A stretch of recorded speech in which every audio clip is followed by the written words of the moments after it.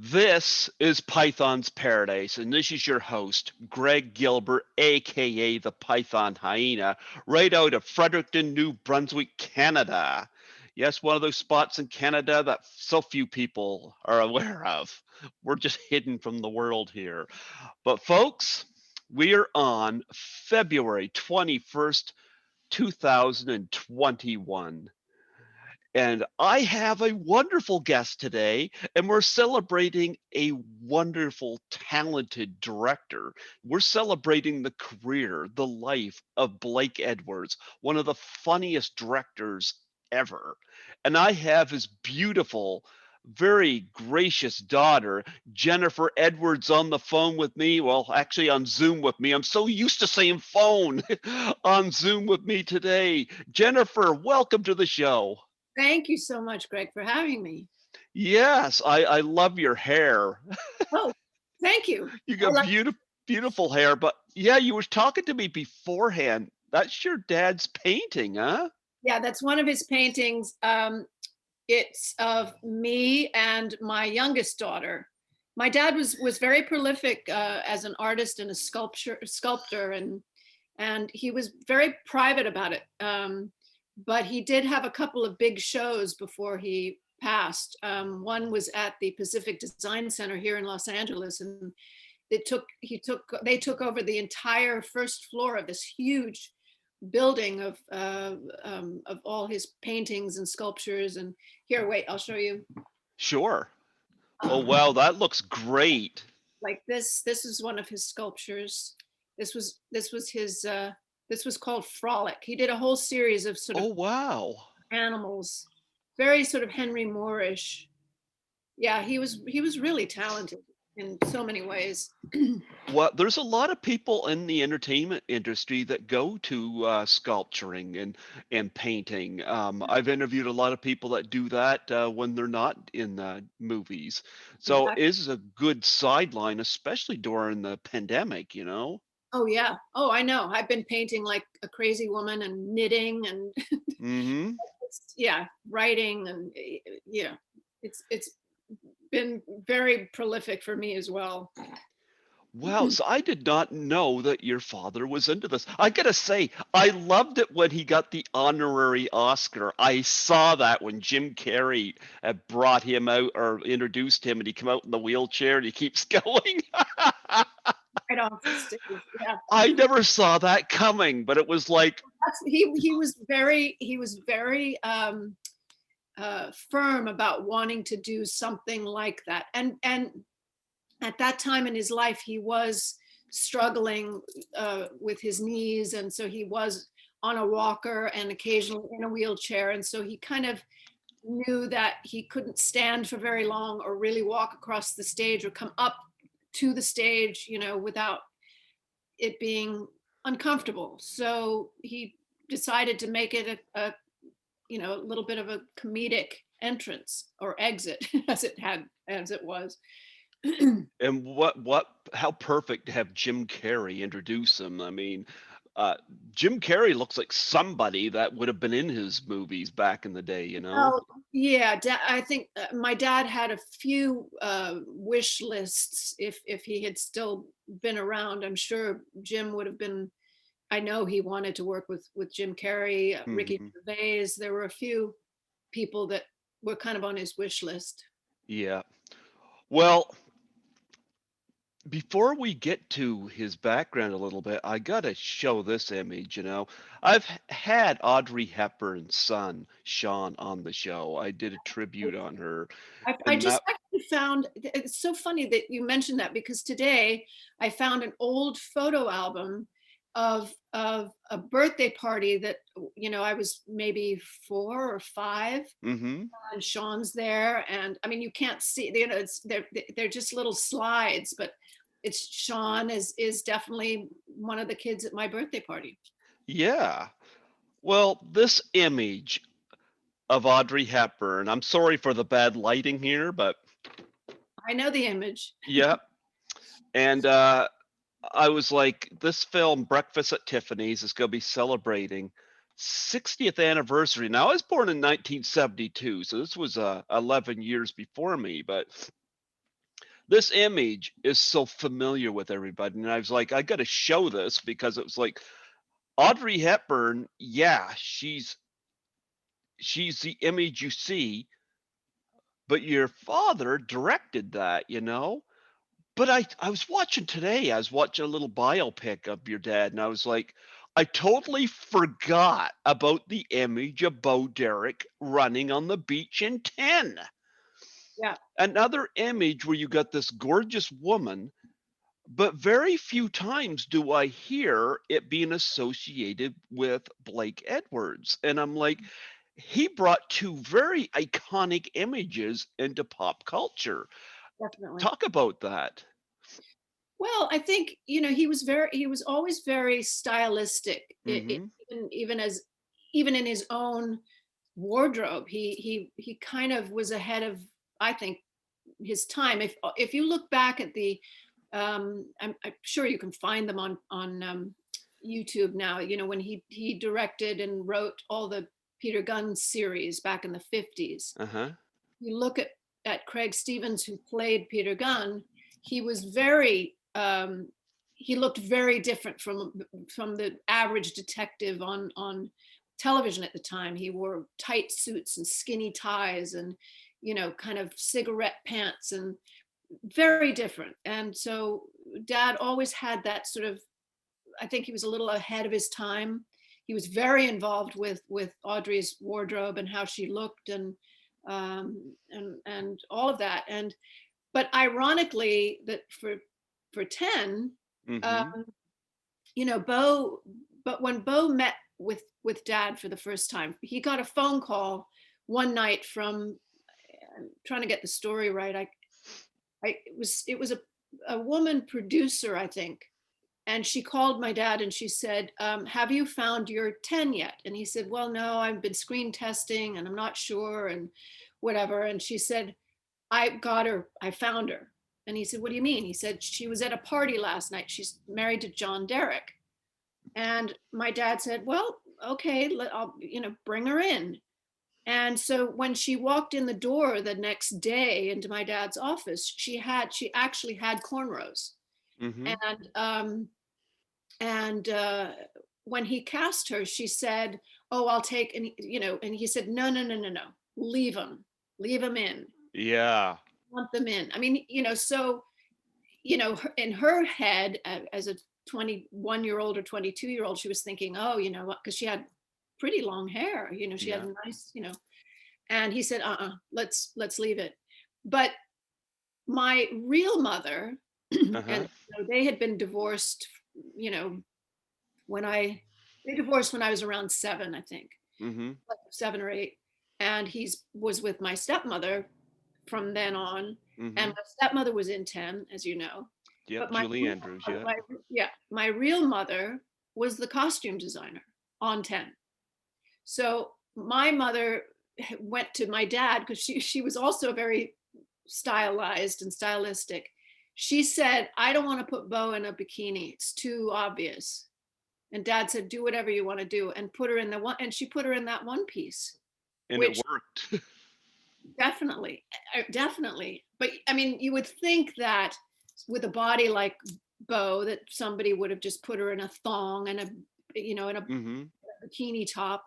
And my mom insisted that she should be in a one piece. So between the two of them, they came up with the whole kind of style. I love the fact that, your dad and, your mom continued to work together. I think that's all I did not know that. They did two films together as director and costume designer. My mom did a lot of different movies. In fact, she went on and did like 4 more movies with Bo. Bo took her on 4 more movies after 10. Oh, wow, what was the other one she did with your dad? One of the Panthers. I can't One remember of which. the Panthers, Yeah, okay. yeah. Okay. Yeah, we're gonna get to those. Okay, we need to go back a little bit because I wanna know what was it like growing up with Blake Edwards as a father? Well, I get that question a lot, Yeah. and I have a pretty stock answer to that because Mhm. I don't know what it's like not to grow up as Blake Edwards' daughter. I mean, that's the truth. I mean, um, our family wasn't that different in a lot of ways. Other than, he was extremely funny. He was one of the best storytellers I've ever known. He could tell a story. You knew where it was kind of going, at the dinner table or whatever. Uh-huh. But every time he would tell it, there would be a slight difference if depending on who he was telling it to as well. And it could be just as funny, even though you knew what the story was ahead of time because you've heard it before. For some reason, he could manipulate it in such a way that you could still laugh, even though you knew, the punchline, so to speak. Do you remember when it first occurred to you that your father was catching on in terms of fame as a director? No, not really. It was because my stepmother was so famous. My dad, people didn't really know, you say Blake Edwards and they didn't really associate his name with anything. But if you said Blake Edwards, the Pink Panther, or Blake Edwards, Breakfast at Tiffany's, they'd say, oh, that guy. He wasn't recognizable physically. Mm-hmm. He'd walk down the street and people wouldn't necessarily know who he was. But what if we were with my stepmother, then they would realize who it was, if that makes sense. you know Okay. When was it with your stepmother that it occurred to you that something was different? well, one of the first times that I met her, because when my dad and my mom split up, before I moved to England, Uh-huh. my mother moved to London, and I went with her, and I was like 7. My dad would pick us up, my brother and myself, up every weekend, and we'd have our weekend time with dad. And he took us to see Mary Poppins, I think probably about 8 times. I think that was his kind of slow introduction or something. I don't, and then, so I knew who she was, iconically. I knew, Hmm. on the big screen. And then, we he picked us up, like a year later, and we went to a screening at MGM. He said, we're going to a screening, which wasn't that unusual for us. Hmm. And when we got into the screening room, there was nobody there except Julie Andrews sitting in the screening room. And the movie that we sat and watched, my brother and I, was The Sound of Music. Okay. So I was, what, 8 years old, something like that, and realizing that something was going on, so to speak. My father and Maria von Trapp are sitting alone together at the back of the theater, while my brother and I are up front with, like, you know a picnic basket, watching this woman dancing around with all these children. And I knew in my mind that they were hooking up, so to speak. So yeah, so it was, but I have to say, there were always famous people in my household growing up. It just was the kids that I grew up with. I grew up with the Curtises, Tony and Janet's kids, Jamie and Kelly. My parents were at the hospital when they were born. They were at the hospital when Jamie and Kelly were born. There was always somebody famous in the house. Jack Lemmon, you know, um, Tony. Yeah. So it wasn't that unusual to be around. And my dad dated a couple of famous women before he was completely, besotted with my stepmother. Well, I think the perfect 10 before Bo Derek would have been Grace Kelly, but she had retired by that time. Well, yeah, and she was too old. But But no, I gotta go back to a more serious film that he did because I need to ask about Operation Petticoat. He of course, worked with Tony Curtis, who he worked with many times, but got to work with Cary Grant, who's somebody I think is very funny. What are your memories of Cary Grant? Well, I think when Dad did Operation Petticoat, I was like maybe a year old. So I was never on any set until the Great Race. I never visited any set until the Great Race. So, um, but but Dad, I actually did. There's a Blu-ray. I never saw it. I did an interview for Operation Petticoat at the beginning of the Blu-ray version, talking about what Dad said about Cary. At that particular time, Cary wasn't that funny. Yeah, he, I know. he He was, graduated into it though. yeah, well, no, I mean, just he was very difficult on that film, according to Dad. He was extremely Okay. difficult, and part of it was, and he talked about it himself. Part of it was he was deeply in therapy and doing a lot of LSD with Okay. a therapist. And so Dad had a lot of trouble directing him, um, and Mm-hmm. he was very stubborn and high a lot. He was tripping half the time. Tripping.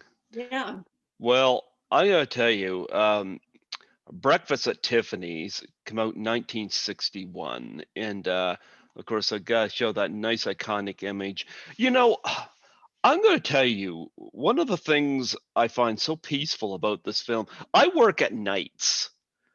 I'm a night cleaner. And mm, it's kind of nice because I can work and there's nobody around. I could stick my headphones in and listen to a podcast or whatnot, and I could just do my work. And there's this image of Audrey Hepburn in this film where right in the opening, where she's looking in the window at the Tiffany's jewelry, and she's eating a donut or something and has a coffee. it's a yeah. It was actually a cinnamon roll or something, which she hated, by the way. Oh, but then she goes home. Now I'm sensing, because it's called Breakfast at Tiffany's, I'm sensing it was early in the morning. Yeah, And it then was. she goes home and goes to bed. And I'm going to tell you why I point this out. Because there's nothing more peaceful for me than when I get done work cleaning early in the morning.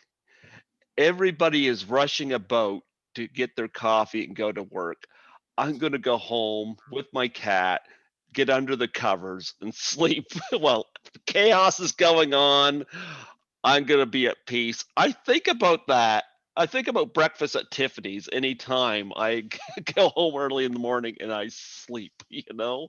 It, Yeah, I yeah, get it. I love that. And I think about that every time. And of course, she gets woken up because George Pepper comes to rings her up, but disturbs her sleep. Yep, yep. But Audrey was so great in this movie and such an iconic figure. Um, Well, I recently heard. Yeah, I don't think I knew this before. I think originally the studio wanted Marilyn Monroe to okay. play Holly, and but something I think Marilyn turned it down or something, and then Audrey came aboard, and it's because of Audrey that my dad directed it. Audrey requested him to direct it. Oh, wow. Yeah, yeah, and they remained very, very good friends for many, many years. Well, I'm going to tell you, and everybody remembers, of course, the orange cat in it, and Yeah, and cat named Cat. Yeah, and of course the wild drunken party like Timber, the but even the quiet moments, like where she sneaks down and on the fire escape and goes into his apartment, and of course she has that disturbing little sleep, you find out some undertones about her character. yeah. Um, Do you remember much about, of course, you were young at the time, but about the making, anything about your dad's making of this film? No, no, because I was born in 57, Yeah. so I was really young. I mean, I, I, I remember just um, kind of viscerally, if you will, that when Henry Mancini came to the house, Uh-huh.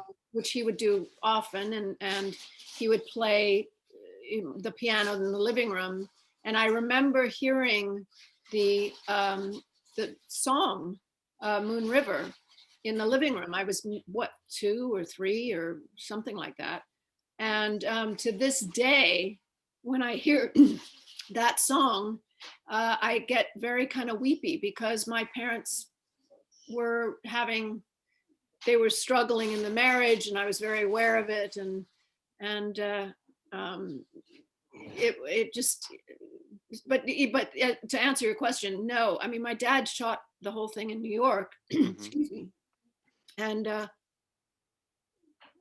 we were in California, Mhm. so I don't, you know, remember anything like that. Like I said, I was never on a set really until the Great Race. That's the Mhm. first. Stuart, Stuart, are you? So I'm sorry, my That's okay. iPad is making tons of noise. Um, yeah, sorry. Anyway, No, that's so, okay. so I just know stories basically, from what Dad would, you know, tell me. Well, I know there, I don't know if it came up at the time. There was a little bit of controversy over the Mickey Rooney role in the movie. Do Yeah. you know anything about that?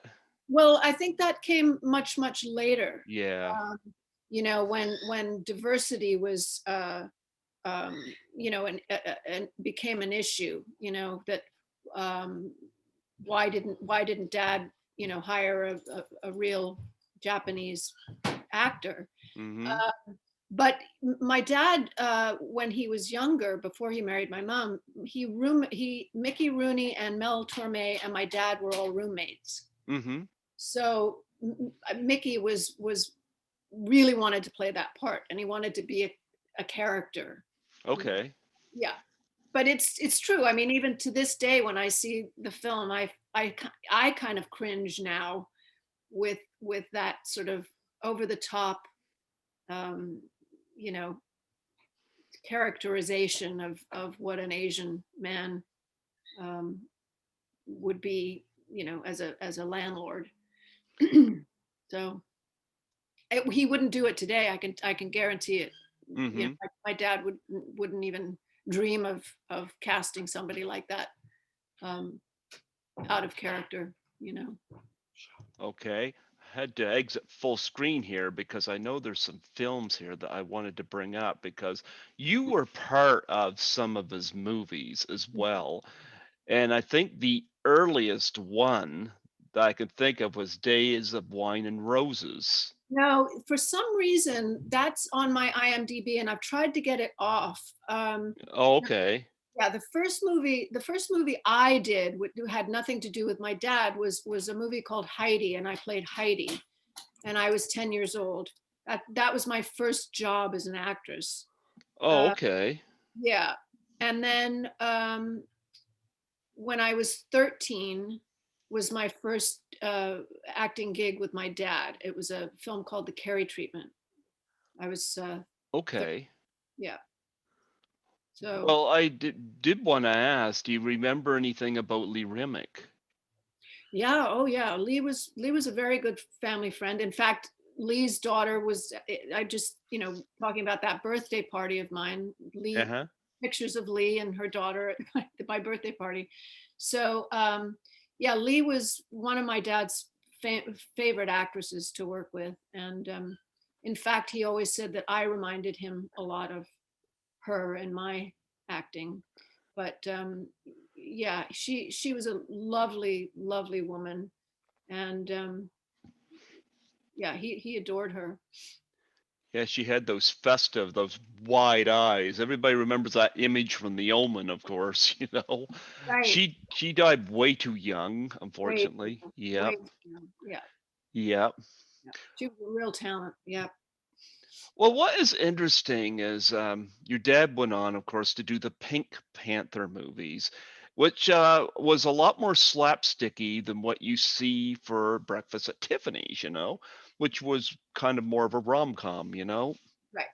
Right. Um, the Pink Panther, of course, united him with Peter Sellers, who one of the funniest guys who ever lived. Yeah. um, I don't think I've seen all the Pink Panther movies. I think my favorite Pink Panther film is The Pink Panther Strikes Again. Really interesting. Okay. Yeah, yeah, the one he did in 1976. I think that was it. Mhm. And yeah, watching Inspector Clouseau try try and fail so many times to get in that drawbridge. Yeah. Yeah. Well, Yeah. my dad's heroes were Laurel and Hardy. That he and Buster Keaton and Oh, Chaplin obviously, but yep.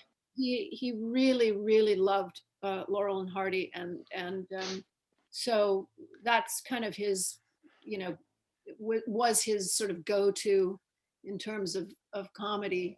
And if you hear a funny noise, it's one of my Frenchies snoring. I'm sorry. Oh, that's okay. Don't worry about it. My cat will probably pop over here at some point, you know. Yeah, Mine, yeah.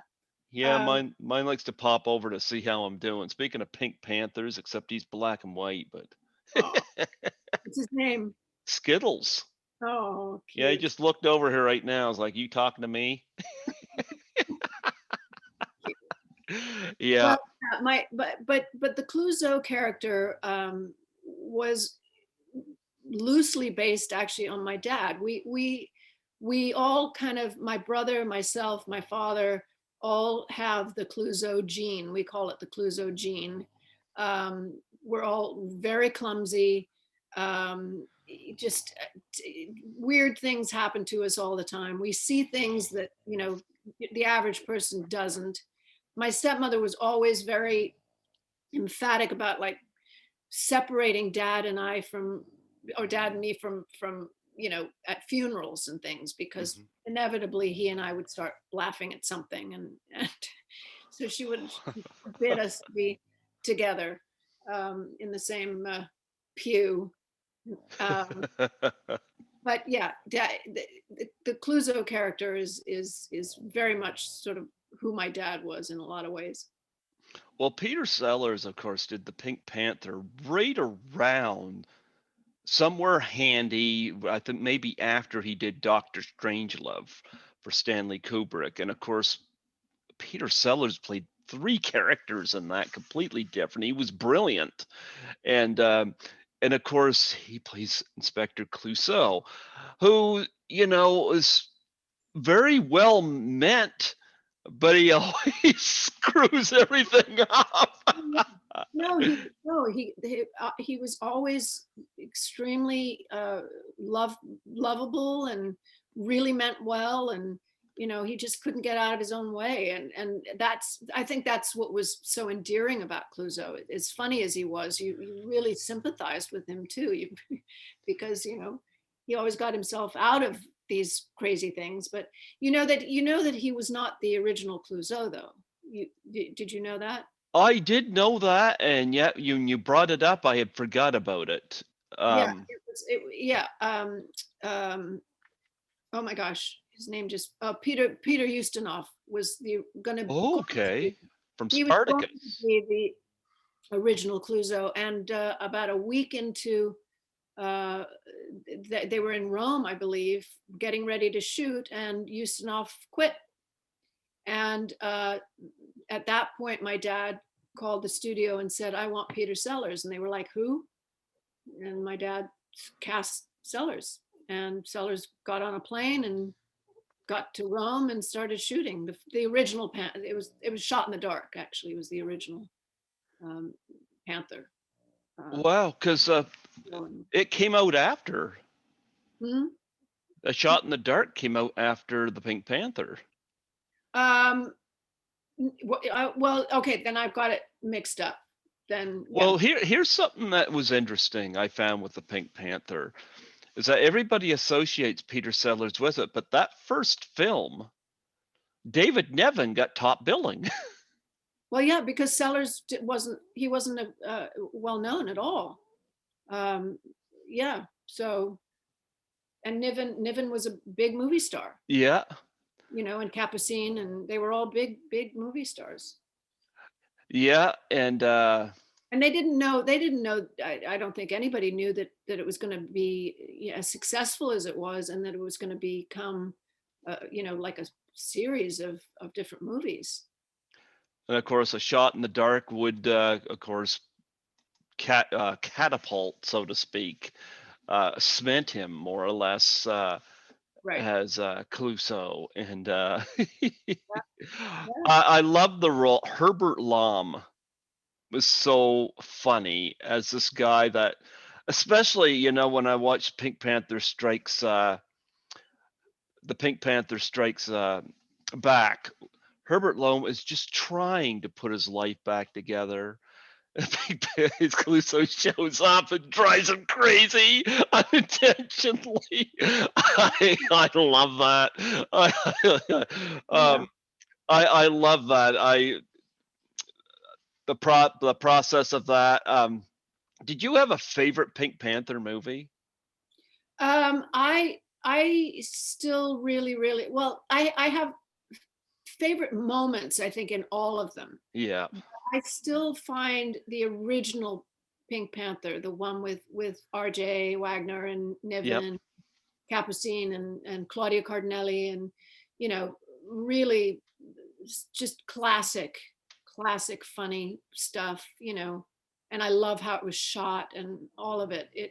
But yeah, I have favorite moments. I think from all of them. I Mhm. was very, I mean, I was in Son of the Pink Panther, which was, Sellers at that point was gone. But, you know, working in that sort of slapstick genre with my dad was really fun. Um, so Well, we got to talk about The Great Race because this is certainly one of my favorites of your dad's films, and yeah, I yeah. thought it was interesting because Tony Curtis and Jack Lemmon scored a major hit in one of the funniest movies ever, Some Like It Hot. Especially with that last line in the film, which was so great. Nobody's perfect. And then they're brought in again for The Great Race. And of course, Tony Curtis playing the street man, and Jack Lemmon playing not one, but two parts in the movie. Of course, playing Professor Fate and also playing I forget the name of the character, but that laugh was infectious. He was the prince of Dusseldorf, right? Well, he was a prince of something. That was And great. Peter Falk, I mean, it was quite an epic movie, and it was so great to look at, and the sight jokes and whatnot. And The and I pie know it was, huh? pie fight. You know what? I want to talk about the pie fight because I'm going to tell you two things in that pie fight that worked for me. Number one, it's my favorite sight joke. I'm actually involved with a suicide and depression awareness challenge that involves something like that because Hmm. unfortunately we lost Robin Williams. And after the ice bucket challenge for ALS took off and did so well, one surfaced afterwards called the Doubtfire Face Challenge that involved taking a pie in the face and you nominate three people. And I was throwing it out to people I interviewed, so because I wanted to see if we get the industry involved. Because, quite frankly, I think that's much more fun to watch than ice buckets. You know? Oh yeah, and fun to do. Yeah. Yeah, Well, I do it. yeah. Of course. Yeah. I mean, I actually was involved. One of the films that Dad did that I was also in was called A Fine Mess. And when we did the promos for it. It was Ted Danson and Howie Mandel and Paul Sorvino and Richard Mulligan. And anyway, we did a whole press kind of promo for it, and we all had a pie fight. We all threw Okay. pies at each other. It was so much fun. It was great. I had I got to put a pie in Ted's face and his and mine, and it was great. And actually, the poster has us all covered in pie. Well, it's my favorite sight joke is the pie in the face. I used to love watching like You Can't Do This on Television and Nickelodeon, and sliming is fun. I wouldn't do sliming. I love to watch it, but pie in the face, I've done the challenge a couple times, and I did it with one of my guests in Toronto, Lisa in Toronto, which was a treat to do. And I got the video up, and I've had a few of my guests do it. I'd love to see you do it if you want to do that. Sure. Yeah, Yeah. I'll do yeah, it. yeah. And if you know people in the industry that you think might do it, nominate them. Yeah. Okay. I'll Yeah. or if I can, it's a weird time right now, but I was just thinking of who could I get to put the pie in my face and vice versa, but Yep. we'll talk, we'll figure it out, we'll talk. Well, I look at it this way. I know a lot of people said they would do it, but they want to wait till after the pandemic, and that's fine too. Well, I definitely don't want to put you at risk. right, right. Yeah. But I mean, I could do my own pie in my face. Yeah. Well, I'll tell you, I did a few of these on Cameo. I threw one out to Leah Thompson from Back to the Future. Yeah, Leah's a good She's friend. Yeah, she's a good friend of mine. well, she said she couldn't get a pie. But she had this ice cream cone and she put some whipped cream on, just stuck it in her face. And I was like, you know what? It's not a pie, but you know what? It was still funny, especially her reaction. Right. Yeah. So I was like, thumbs up for her thinking outside the box. But at the time, I wasn't thinking about the pandemic because here we got the jump on it. Like, What do you mean? we're not in lockdown here. Right. Like we have phases. There's the red phase, which is lockdown. There's orange and then yellow and then green, you're home free. We Right. were in yellow and then Christmas put us into red. Oh But yeah. we're back into orange now and things are slowly like I've been going to the movies since last July. Really? Yeah. How And do they how do they do that? I mean, is it like every other seat or? they have it electronically. They turn their little computer around when you go get your ticket and the seats are different. Like the ones that you can pick are like all blue. The gray ones are taken, Right. Yeah. Right. and what they have it done off so that you can't pick certain seats, so you're able to socially distance. Wow. And I've been going every week since last July, and I wear a mask when I'm in there. But if I have popcorn or something, you're allowed to eat. Okay. And Yeah. do you get tested and all that, or have? No, no. I got tested once and I didn't have to. I had a pain in my back after I got done work one morning and I was like and I ended up chucking and I was like, man, this pain's not going away. So I finished my work and I went up to the hospital. I think it was like 4 in the morning. And anyway, the pain went away, but I was just sitting there having a conversation with the nurse that was checking me in. I was like, I'd like to go back to travel to Toronto again. I miss traveling, the stupid pandemic, blah, blah, blah. We got talking about the test, and I was just kind of like, what is it?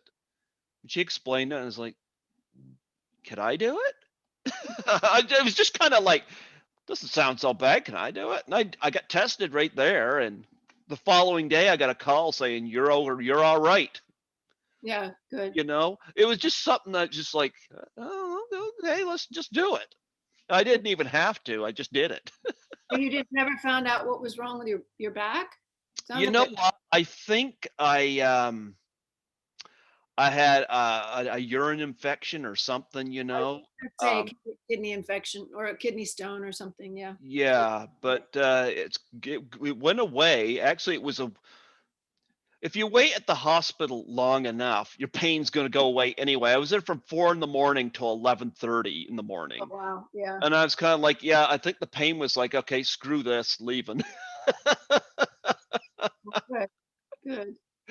But nonetheless, I just kind of there was like, let's try this, you know. So, but Yeah.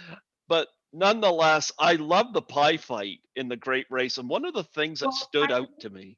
let me show you really quickly. I'll get up. I'm going to show you if it'll read on the computer. I have a photo of my dad off camera throwing a pie in Natalie's face. Natalie would Okay, on. yeah. Oh, I love this movie. Some great, great artwork back there. It's a beautiful photo. Oh, thank you. Yeah. See if it'll register, if you can see. Oh yeah, I see that. And you want me to tell you something that stands out to me is that Natalie Wood is the only woman in the pie fight, and number two, she's so elegant and beautiful that Yeah, it's like you don't it's like a pastry that you take a photo of, you don't want to eat it. It just looks so good. right. But she's gonna eventually you gotta eat it. You gotta mess it up. Just like she's gonna take the pie in the face. And I love it when she first comes in there and Tony Curtis kind of jogs out of the way and she gets hit with the pie. Yeah, I'm gonna tell you this. I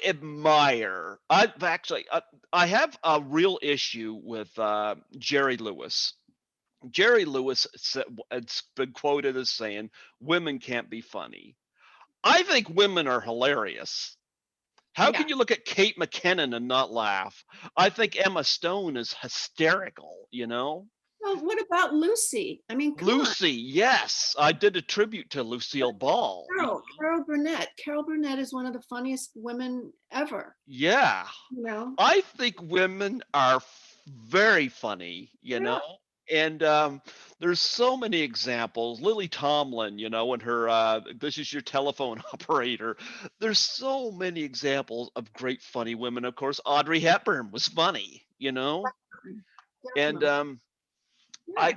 I gotta say, seeing Natalie Wood, I admire a woman who's not afraid to take a pie in the face, you know? Yeah. I admire that where they're, you know, they can get glammed up and they're like, I can do this, you know. It doesn't bother me because I can clean off. You should watch if you can find it on YouTube. My stepmother and Carol Burnett. It, they did like 4 specials together, and they're hilarious together. Uh-huh. They've been best friends since they were teenagers. But there's one bit that my father directed, and it's a tea. It's a tea between Carol and Julie, and you just have to watch it. And there's a lot of like whipped cream and pies, and it's hilarious. It's absolutely hilarious. Oh, I'll have to watch that. Yeah, I didn't know that I that I think it's Julie. yeah, Julie and Carol. I think it was Julie and Carol at uh, either Lincoln Center or Carnegie Hall. It was one of those, but it's one of their specials. Yeah, I but it's didn't one clip. I didn't know that Julie Andrews ever took a pie in the face. I didn't know that. Oh yeah, and she's truly one of the funniest comedians as well. Oh And yeah, we're going to get into that, you know. But Natalie Wood got plastered in this, and of course the punchline. One of the punchlines is that Tony Curtis is going through, and they're all whipping by him, you know, and he's like, and he's in white. He's he's dressed, in white, he's completely dressed in white. Yeah. and of course at one point, of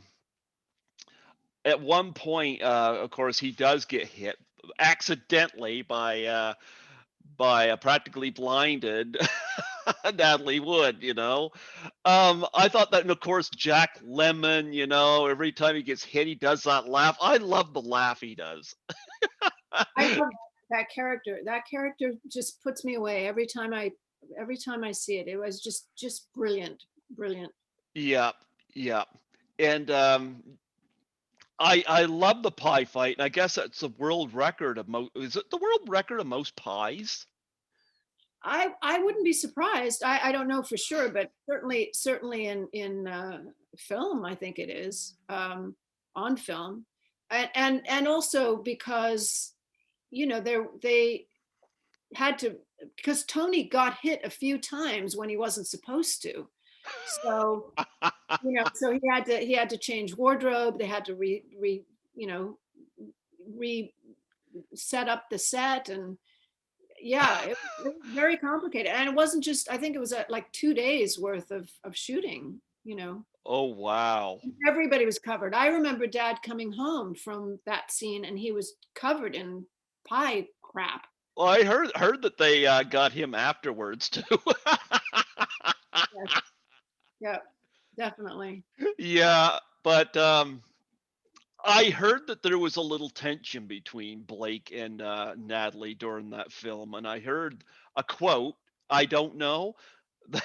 And you can correct me if you want to, that he intentionally threw the pie in her face.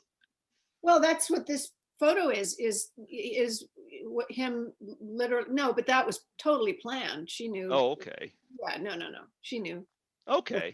fact, the fact that he hit her head on face, it was amazing that he had that kind of aim. Actually, yeah. Did he have practice at that prior to the film? Because it's like I that was perfect, right? Spot on. Yeah, I have no idea. I have no idea. I mean, my dad was pretty athletic at one point in his life, but I have no. I mean, I never knew him to like throw a baseball or something like that. Or he played golf Uh-huh. and that kind of. He was a swimmer. He could, but yeah, he got her right in the kisser, and I, So, you know, several yeah. feet away. Yeah, that's a great shot. Were you there the day they did the pie fight? No. The only time I was there, my brother and I were during the iceberg scene. Oh, that's nice. They're Yeah, floating on the iceberg with the vehicle. yeah, yeah. The polar bear shows up at one point. Yes, yeah. Poor Jack Lemmon keeps falling into the water as Professor. I just remember it being just so amazed at the sound stage was completely, there was water, there was fake snow, there were fake mountains. I mean, it was really, as a 7-year-old, it was like going into Alice in Wonderland. It was just, I was mind blown. Um, Well, another standout moment in the film too was Natalie Wood singing the "Sweetheart Tree." That was a great moment as well.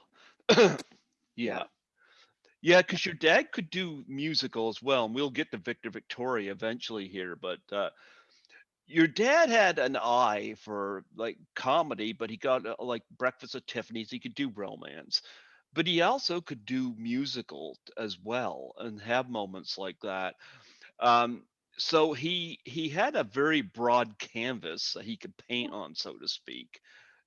Well, yeah, he also, I don't know if you ever saw the movie Experiment in Terror. That was, No. yeah, that's one of my dad's films. Lee Remick again, Lee Remick and Glenn, oh my gosh, Glenn Ford Glenn Ford, and okay. Russ Martin, and Mhm. it's a really scary, scary film. So Okay. it wasn't horror. It's not horror, but it was a thriller. So it's Okay. very dark, very dark. Mancini's score is just, you know, spine tingling. Your hair on the neck stands up when you hear it.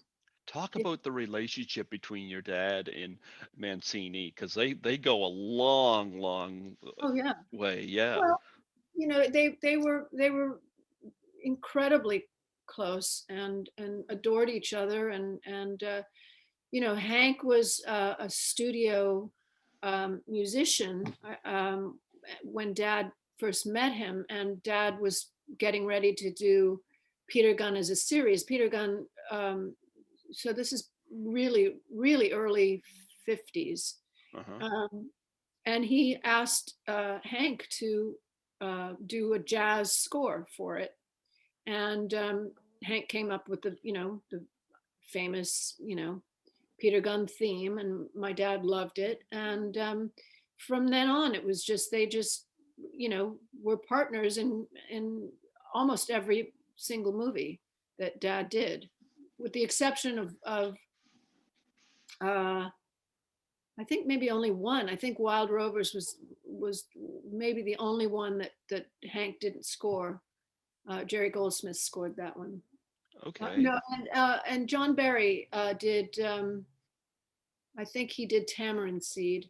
So there were like two films that Mancini didn't score, but they had this understanding of exactly. It's very similar to Johnny Williams and Spielberg, that kind of Yeah. relate. You know. Yeah. Well, we got to move ahead to the party.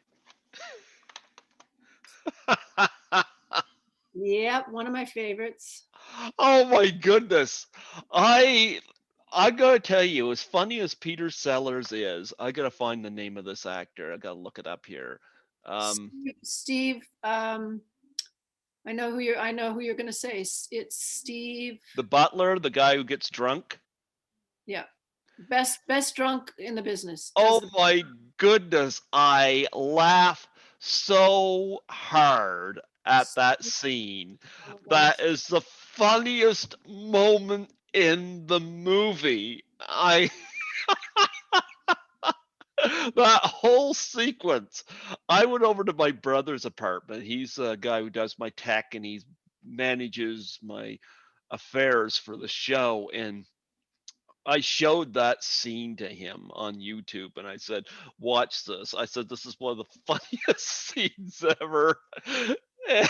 That was great. And that was a great setup, you know. Do you have any anecdotes about your father shooting that scene? Well, which scene? Because Steve's pretty much throughout the whole thing. As he gets drunk, more drunk, more. As the Yeah, film but goes. I'm talking about just the dinner sequence. Oh, that yeah. Well, the the thing that's amazing about that dinner sequence, and always blows my mind, is there's no dialogue for like Nope. 5 minutes. There's no dialogue, and it's one of the funniest scenes ever with the the kitchen door that keeps going in It and out. swings and he's choking him, and it swings again and he's coming back out with something else. Well, that I think that was my dad's homage in a way to silent movies, if you Yeah. will. And my great grandfather directed silent movies. He was a very famous silent movie director, and so my dad comes. We all come from a long line of um, you know Hollywood, basically. Yeah. So, I mean, I was on that set. That's where I was discovered, on the set of The Party. Somebody saw me and said, "Who's that?" And the next thing I know, I was in Switzerland playing Heidi. I mean, it was just this weird kind of right place at the right time. But so I was on that set a lot, and um, it was great for Sellers and my dad at that time. They had a great relationship at that time. It deteriorated as the years went on. I mean, it became not so amicable. But at that time, they couldn't even keep straight faces half the time. My dad was constantly having to like rap early because nobody could breathe. They were laughing so hard. At just the antics of what my dad would come up with, and then Sellers doing it, and so yeah. Yeah, there was another performance I wanted to mention. I can't remember the name of the actor, and he passed away not too long ago. The guy who was playing pool that got hit with the dart gun, the little plunger gun. Yes, yes, yes. I don't remember his name either. I'm still trying to remember Steve's name, the drunk, Steve Garvin or Steve. Um, I just know that, yeah, because you had some real standout. yeah, Is it Steve Franken? Franken. That's Yep. it. Okay. Steve Franken. Yeah, brilliant. Yeah. I don't remember the Cowboys uh, name. I don't remember either. I'm looking here, but yeah, but he was also really, really funny, you know. He had that really over the top stereotypical cowboy, you know, and I love that. And I love the premise of this. Like, the film had a great opening of a set that just goes wrong. But Peter Sellers constantly blowing that horn. Finally, everybody turns their guns and starts shooting at him, and he does not know when to quit. It is some great stuff, you know, and It's one of those films that just still, I think, to this day holds up. It's really a cult classic too. I mean, you yeah. know, so many different generations just love it. And of Um, course, like with the pie fight and the Great Race and so many big set pieces, this one here has the big soap scene, you know, the foam scene yeah, that was big, and of course you had the elephant brought in. Where did these ideas come from? well, there was a lot of marijuana smoking on that set. What can I say? Yeah. Um, yeah, my dad had, just I think he just felt that he could do pretty much anything. It was a lot of it was improvised, on the day. He would say to Peter, okay, your shoe's going to come off in the water, or I mean, there was a script, but a lot of it was literally made up the night before in my dad's head, and he'd come up on the set the next day and say, okay, this painting's going to fall into the toilet, and the toilet's going to overflow, and it was just one thing after another. And So, birdie num nums. yep, my dad was good at. He was very good at spur of the moment, um, comedy. And I liked Claudine Loggett in it as well. Yeah, Langer, yeah, Yeah, yeah. Lajay. Yeah, she's still with us. I just noticed that on here. Oh, Yep. But yeah, the party was hilarious, and then we move on to, well, I was listening to that documentary. Of course, Darling Lily. Of course, that was something. Was that something you worked on? Is it not? no, I wasn't. No, I mean, I Oh, was okay.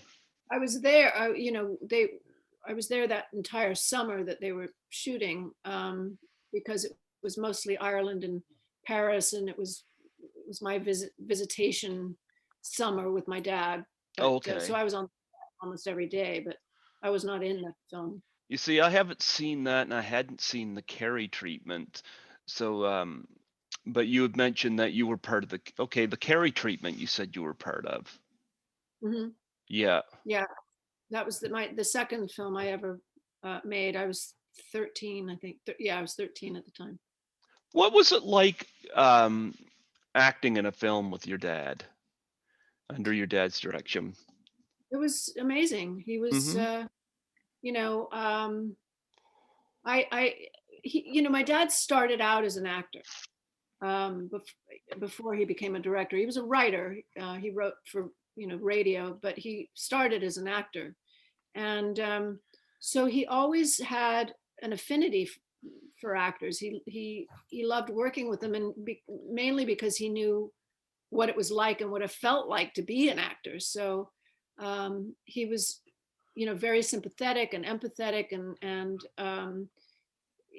generous, basically would let you do whatever your instincts told you to do, in terms of a character. And then, he talked about when he would work with Jack Lemmon, a lot of times he would let Jack just go out there, do whatever he wanted to do, and then Dad would kind of slowly reel him in and say, well, why don't we try this? Why don't we try that? Hmm. And then get Jack to kind of pull back. And he was good at that. He was good at letting an actor just be, and then and without being insulting or condescending or anything Yep. like that, he would slowly, be able to move you into. I mean, I remember he doing it was during the Cary treatment, and there was an actress that was really struggling, and he literally told everybody to take a break,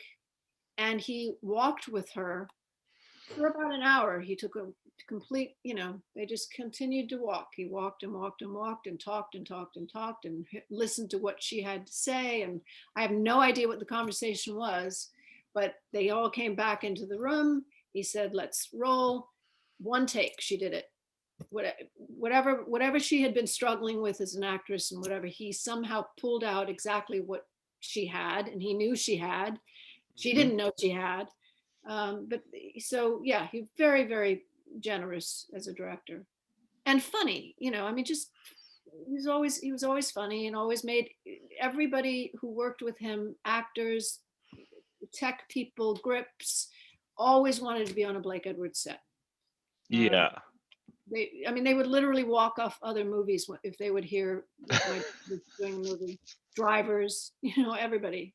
He had the same crew, if he could, almost every movie. He was very loyal that way. He's worked with a lot of great leading comedic men, like from Peter Sellers to Jack Lemmon to Dudley Moore. How did he cast these people? Because I know Blake Edwards has a very specific style of humor. And did he have people in mind, or did he seek people out? Did he write things specific for specific people? How did that work? Well, it's kind of all of the above. I mean, you mentioned Dudley. Dudley was not the original George Weber. George Siegel. It was one of those, again, one of those weird things of George Siegel was originally cast to play the role in 10. And Okay. a few days before they were going to get ready to shoot, George quit for some reason. I'm not sure exactly what it was. And Dudley was in group therapy with my dad, and he just went on a limb basically, and gave the role to Dudley. And Dudley didn't mean anything in the United States. He was quite well known in England, obviously, because of his he was a comic duo with Peter Cook, Dudley Moore and Peter Cook, and Yep. they did a lot of recordings and whatever. But in the United States, he really didn't mean anything. So once again, my dad had to really go to bat with the studio, and said, I'm casting him. To hell with you, I'm casting him, and he was perfect. So instinctively, Dad knew that. But it's really sort of funny that the two really kind of famous, he made these two actors very famous, Sellers and Dudley Moore, and they weren't going to be the original actors in the films that Dad had written. But and to answer your other part of the question, yes, there were certain movies that, for instance, uh, he and John Ritter, he wrote, two of his scripts were specifically for John. John's great. Yes. Skin deep. Yep. They had an insane bond. I mean, they couldn't be more mischievous together. I remember literally one day showing up on the set of, I think it was Skin Deep. And they were shooting in a neighborhood in Brentwood, and um, my dad was laughing so hard, hanging, trying not to fall. I mean, he was literally hanging off of the back of the makeup trailer. And Ritter was in the street in a fetal position, howling with laughter. I mean, they just brought out like these like two bad boys. They loved working together, uh, and and my dad adored John and was devastated when I devastated when John died. But he Yeah. would specifically write these characters for John. John Ritter did go out well though, because his last film was Bad Santa, and as raunchy as it is, that movie is hilarious. I actually never saw it, but I heard about Well, that it Billy was. Bob Thornton is so great in it as the Bad Yeah, Santa, but John Ritter plays this store manager right. who hires him, who discovers what he's really all about. But he's one of these guys that likes to try to avoid swearing. So when he tries to explain to the security guard about what he's seen or heard, he's trying to describe it without saying certain words in the way. John Ritter is so good at taking this, what could have been a flat part on paper, and just elevating it with his Yeah, physical humor. Yeah. yeah, he Yeah. was really good at that. Yep, Now yeah. with 10, I have interviewed and I've met Dee Wallace. Mhm. I met her at Horrorama 2018, and I've had her on 2015. And she's actually part of a movie that I'm a co-producer on called 13 Fanboy. So, Mm. but Dee said that she actually did a nude scene in in 10, and she and I talked about that, and she enjoyed doing the film, Oh but yeah, no, I talk to Dee periodically. In fact, before the whole COVID thing last, the year before, mhm. uh, she and I, uh, she and I were going to try and get together, and yeah, she loved. Well, that basically launched her career too, Yep. and so Dad was very good at finding these, you know, people and getting them to be, um, kind of well, getting them to get better roles Yep. because of the roles that he cast them in. You Now, know, she went on to do The Howling and E.T. and Cujo, and yeah. yeah, and she was wonderful to meet. I need to go back briefly on Peter Sellers here, because I know, especially through stuff that I've heard or read, that Peter Sellers was not the easiest person to direct.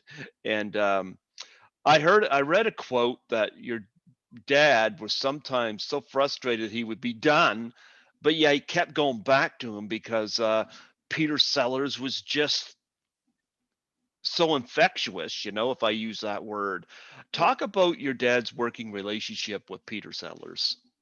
Well, like I said earlier, in the beginning it was fantastic. Uh-huh. But Peter there were a lot of issues. There were drugs um, and I mean he was just very very um, he had a lot of psychological issues. Let's put it that way. I grew up with his kids too, and so I knew a lot sort of inside of how he was as a dad, and um, um, but what started happening, I think, was the depression, and he was doing heavy drugs at one point, Hmm. and becoming angry and just very difficult. Um, he started speaking, to his dead mother. Um, there's a was a famous story of dad having issues with one scene that Sellers was doing, and he just wasn't doing it the right way, or the way that dad really wanted him to. And Sellers was getting frustrated, and dad was getting frustrated, and so dad just said, let's wrap and we'll come back, we'll look at it again tomorrow.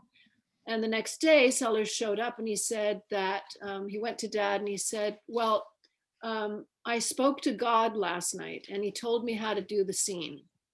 My Okay. dad said, okay, whatever, anyway. And so they did the scene and Dad yelled, cut. And Sellers said, well, what do you think? And my dad said, next time you speak to God, tell him to stay out of show business. So it was that kind of a relationship. It was not easy No. uh, at all. Hey, Eloise, Tallulah. Sorry, my dog's getting into something. Tallulah. Oh gosh, I don't know. Sorry about that. Yeah, I ducked down here for a moment because my cat came over, but he knew I was going to grab him, and he's my black and white panther. Oh, right. She's in a plastic bag. I mean, she's not in it. She's trying to get in it. Can you get her away from there? Pets will be pets. Yes, they will. Yeah. Frenchie. We have three Frenchies, and they're just yeah. Um, I'm they're, lucky to take care of one cat.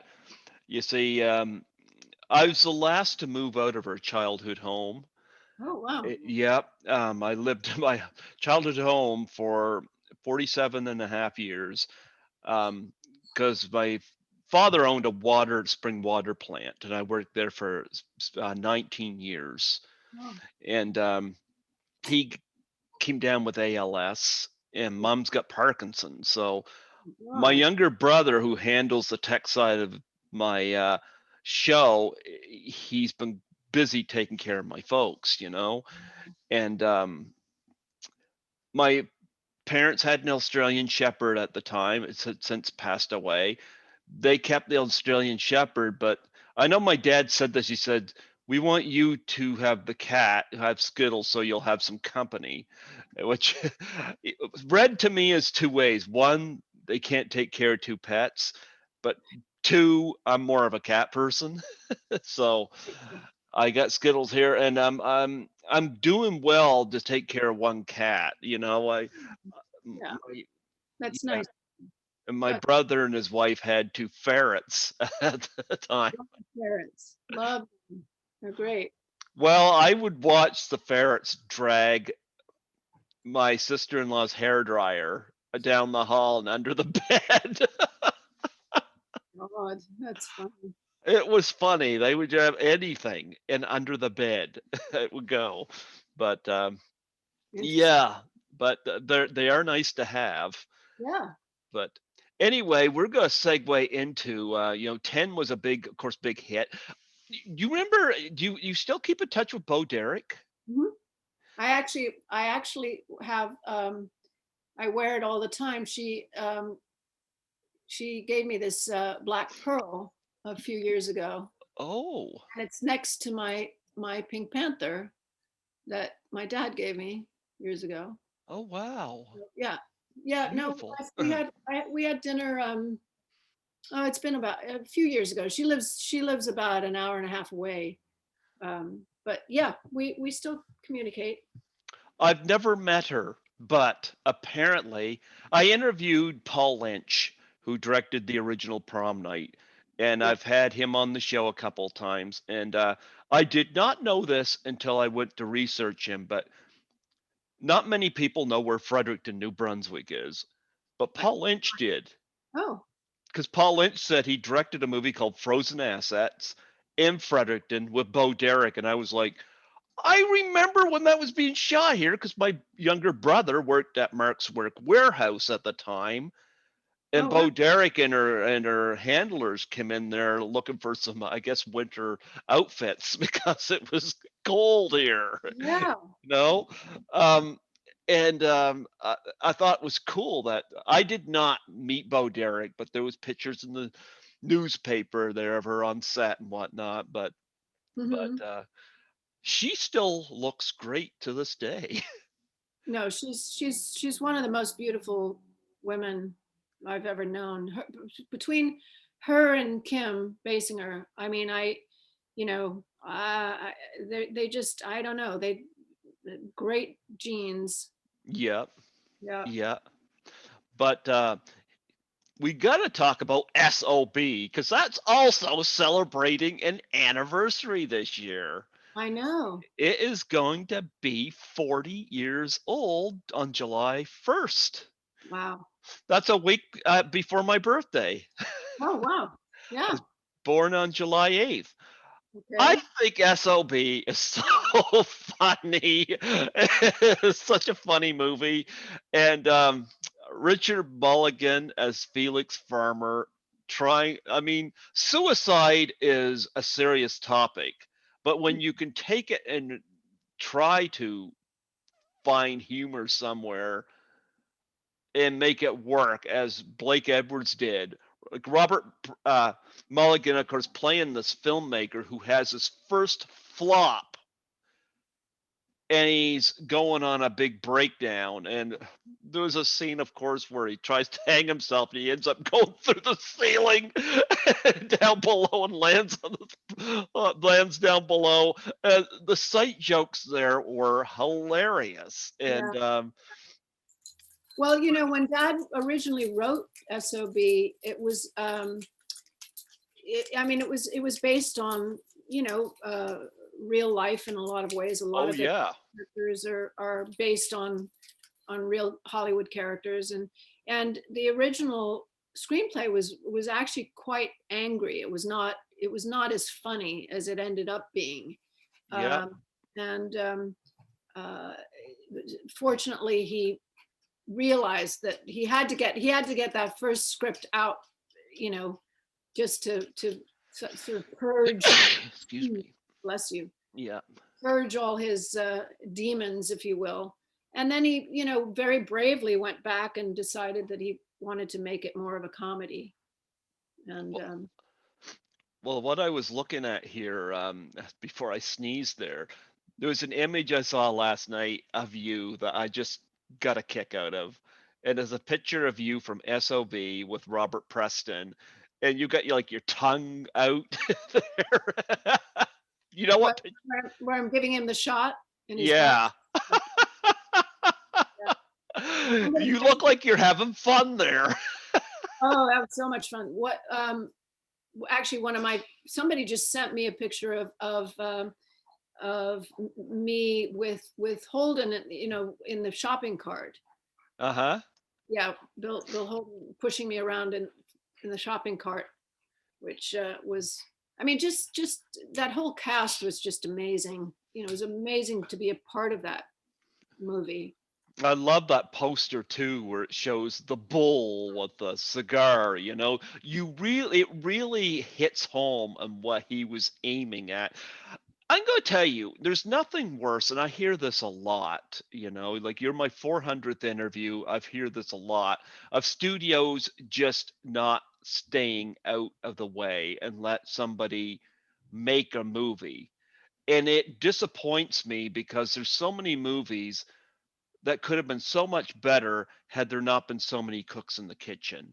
So SOB really speaks volumes to that effect.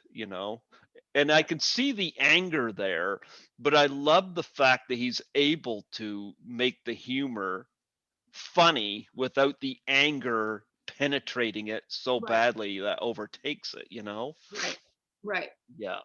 Yeah, I agree. Yeah. But yeah, there was a lot of great sight jokes in that movie with Richard Mulligan again was so good in that. And holy cow, you had a great cast in that. Robert Vaughn, of course, Julie Andrews, of course, wanted like I know your dad wanted to try to segue her out of the Mary Poppins and Sound of Music, that squeaky clean image she had.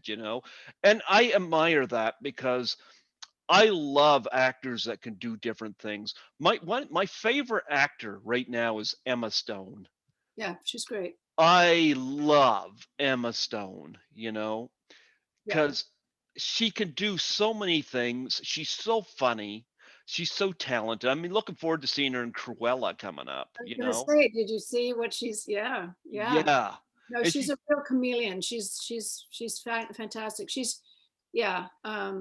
I think she's going to go down as one of the greats. I In think so, yeah.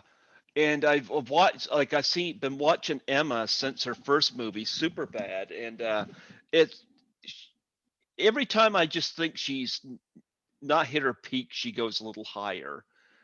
And she would have been great in a Blake Edwards film, you know. Definitely. Yeah, my dad She, would have loved her. Yeah. she is awesome.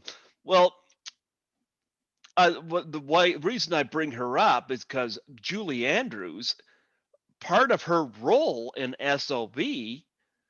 is playing somebody that the director is trying to move out of one image and into another. And of course, it's about a director who's taken his flop and turned it into a porno. And of course, poor Julie Andrews' character has to go topless in a scene.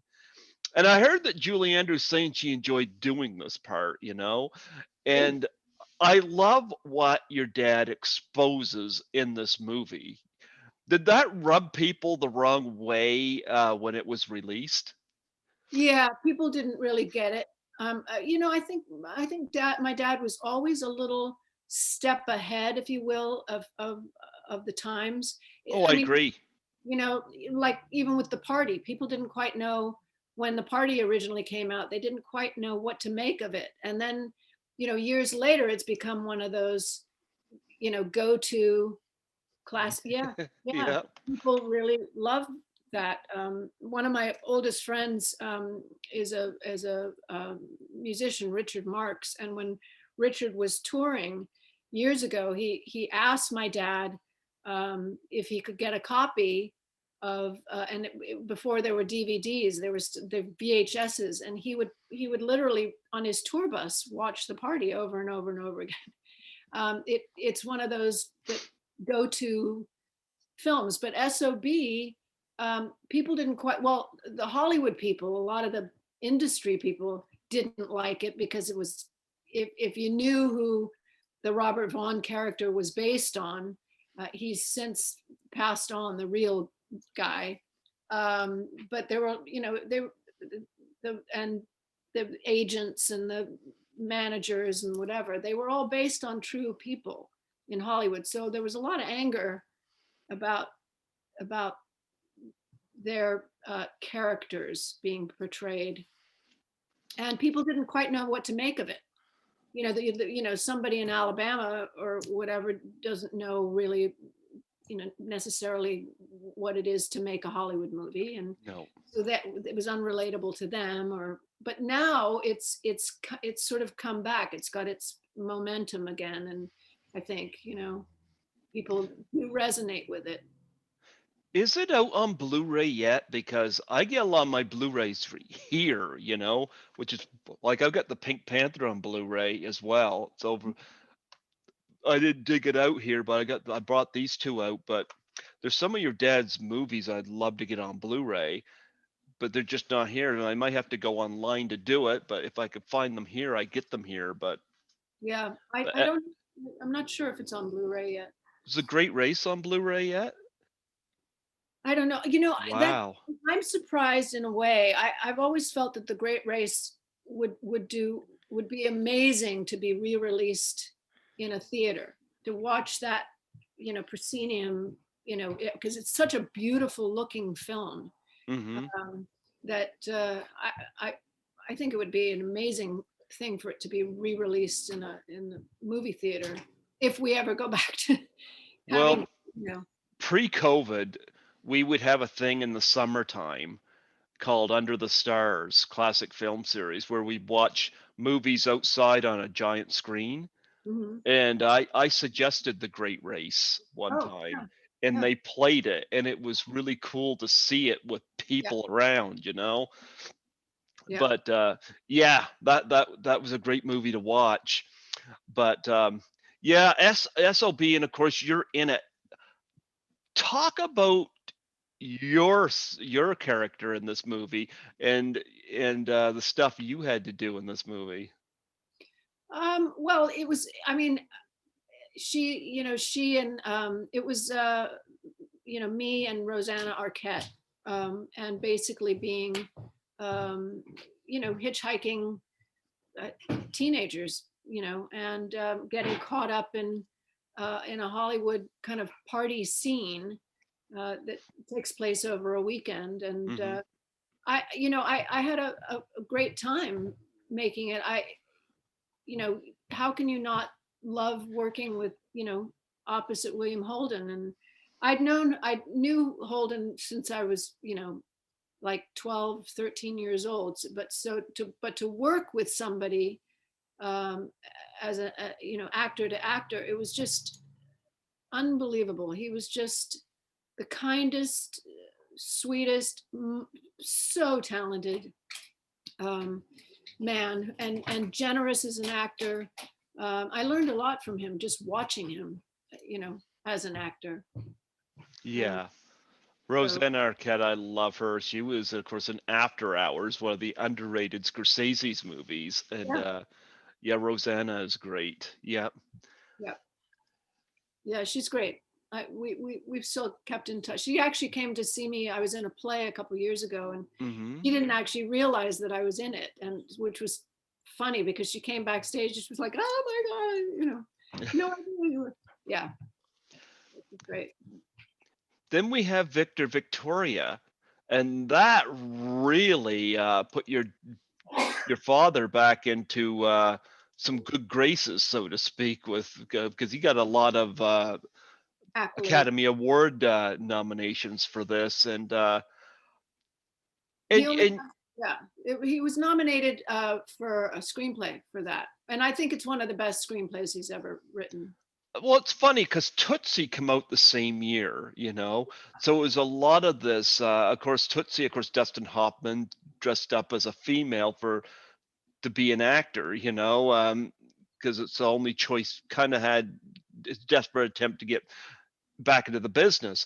Well, this one here is really interesting because you got Julie Andrews as a woman pretending to be a man, pretending to be a woman, which Mhm. is gonna be interesting to try to pull that off.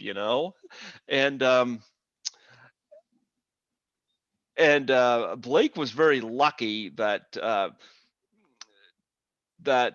to have a talent around like Julie Andrews who could really do this, and she could do the music stuff, of course. Yeah, yeah.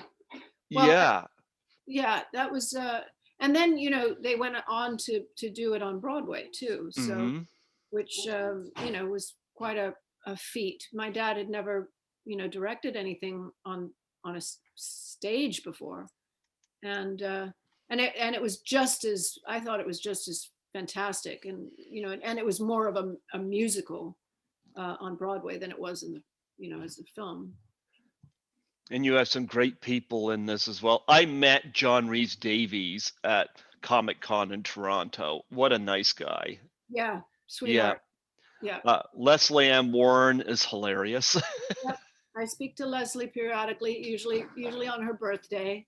She's wonderful. Boy, what a talent. I loved her in Worth Winning with Mark Harmon. Yeah. Well, Mark's a good friend too. Yeah, funny. Yep. Yeah. Well, that was a movie. Mark Harmon, of course, played this weather guy who was a ladies' man, and he would dump one relationship after another because he could always get one. And his friends make a bet for him to get engaged to three women within a certain amount of time. And of course, this is going to backfire. Yeah. I but actually Les, never saw it, but yeah, I remember hearing about it. Yeah.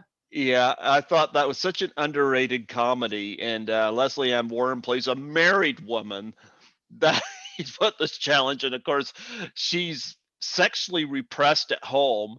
And she's just holding this all in. And that goes south for her, but she is so good in that. Yeah. So, of course, James Gardner in this. Yeah. Yep. So, yeah, you had some great people in that. And then we have some Pink Panther films that came out after, of course, the passing of Peter Sellers.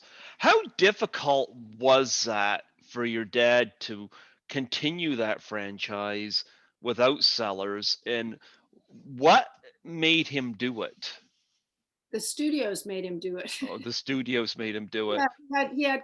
he was contracted to do, a few more, and he didn't really want to, No, but it was just, I'm not sure exactly. I know that, um, I think it was, I don't really remember specifically, but it was like, I know he wanted to make like 10, when he wanted to make 10, and the studio said, well, we'll put up the money if you do another Pink Panther. And then I think S.O.B came along. It was the same sort of thing. Studio didn't want him doing S.O.B, but if he did another Pink Panther, they would put up the money for S.O.B. And but once Sellers was gone, there was really no, I mean, Clouseau was gone. I mean, he tried with Roberto in Son of the Pink Panther, Roberto Benigni, because mm-hmm, Roberto is very funny, and mm-hmm, he has great comedic timing, and but it still just didn't work, no. um, and even with Herbert Lom and Burt Kwok and the whole cast, it was a different movie. It was just a different movie. And the problem, the studio could not seem to grasp that. Right. Yep. That's where the SOB comes in for sure. Yeah. You know, and after doing movies like Breakfast at Tiffany's and 10, they need to really wrap their minds around the fact that, and even Victor Victoria, Blake can do a lot of different things, you know. But I think most directors now, I think, have uh, final cut and final say, Hmm. and but it took a long time for my dad to even have that contractually. Studios were very you know hands-on and uh, powerful, and even you brought up Darling Lily. When they were doing Darling Lily, my dad did not want to shoot Darling Lily in Ireland. He kept saying, it's the weather is ridiculous, and but there was an airfield and there were old planes in Ireland, and the studio was emphatic about him them him shooting in Ireland. And of course, half the film was, they on hold for like a month here or whatever, because the weather was just so bad. It was raining all the time. And then the studio would get mad at my dad and say, you're costing a lot of money. And he'd say, what am I supposed to do? You told me to It's be. the studio's fault. Exactly. But they don't want to take any kind of responsibility. And um it's but I think it's different now, I think. you know Yeah. yeah, I think most directors have, especially if you're of the caliber my dad was, or even you know where Spielberg is, or Ronnie Howard, or so. Well, he reunites with Dudley Moore for another one of his hilarious movies, Mickey and Maude. And I got to say, I think Amy Irving is gorgeous. When I first watched this movie, I actually watched to see Amy Irving. But boy, there's a lot of great physical humor in this movie. Oh, it's a sweet movie, and Annie Ranking, I mean, Hmm. she was, talk about a beauty. Woo. Yep. But yeah, it was a lovely film. I thought, and funny, and um, uh, certainly um, you know um, typical dad humor in a lot of it. Yep. But it touches on something where somebody wants something, they get it, but they get it in a way that compromises something else. And of course, Dudley Moore, I love the climax where he's put in a situation where he has to be in two places at once. And I won't give this away to anybody who hasn't seen it, but it works like a charm. Yep, I know, it's very funny. It's a very funny movie. And of course, Dudley Moore does some great stuff in it. And then we have A Fine Mess. Talk about working with Ted Danson and Howie Mandel. Oh, we had a blast. Actually, that was one of the most fun sets. Somehow Howie and Ted and I kind of became like the three musketeers, if you will. Um, but but I was always in the middle of the antics. Howie and I would do things like, one time we threw a firework into Ted's trailer. Ted and I filled Howie's bathroom with dirt. We piled a bunch of dirt in his bathroom. Yeah, we were constantly, pranking each other. It was hilarious and a lot of fun on that You, film. you carry that on with you still to this day? Well, Howie's wife and I are very close. We text each other almost every day. Uh, Okay. and and yeah, I mean, I sent Howie a very funny birthday gift this last year, and we all keep in touch. I haven't seen Ted in a while. We were very close um, for a while, and in fact, I predicted that he was going to marry his now wife, Mary Steenburgen, before he Hmm. even met her. They had he I was we had lunch, and he told me he was getting ready to go do this movie with Mary Steenburgen, and I looked at him and I said, she's going to be the next Mrs. Ted Danson. He said, I don't even know her. I haven't even met her. I haven't I bet you know. And I said, she's going to be. I said, but I know Mary. I knew Mary Hmm. because I worked with her ex-husband. So I knew Mary. I said, you guys are perfect for each other. And little did he know that I knew. But yeah, we had a great time. And once again, Richard Mulligan. Richard and I were very close as well. I used to go and visit him on the set of, he was doing a series called Empty Nest, and Yep. we'd go and have lunch, and because I was friends with the girls too on that. But yeah, we had a great time. We actually, Howie and Ted and Maria Conchita and I stole a golf cart uh, and drove around Culver City in this golf cart one day. It was fun. I heard Howie has left the business here recently too. Well, he's got a lot that he's up to. He does America's Got Talent. He's Hmm. got I think he still does a voice of a cartoon, an animated. Of course, he's got that blown up glove he sticks on his head. No, he doesn't do that. I don't think it sticks very well anymore. But wait, one Yeah. sec. I gotta let my pup in. Hang on one sec. Sure, no problem. It's got a beautiful painting back there, of course, of oh, we see the ears of the dog. It's one of them. I see the dog ears sticking up there. It's one of them. Yes, this is one of my dad's paintings. I love that. That looks great, nice and colorful behind you as well. Yeah. We're going to talk about what I consider one of your dad's most underrated films. And I remember seeing it in the 80s. My uncle was actually playing it, and I remember laughing so hard. And that's a movie called Blind Date. Yeah. I love this movie.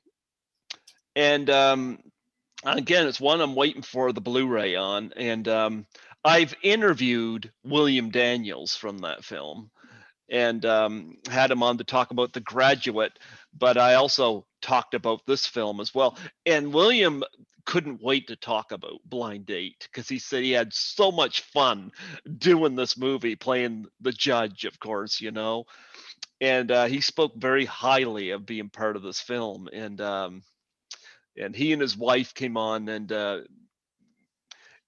spoke with me about that. And Blind Date doesn't get the appreciation it deserves. You got Bruce Willis.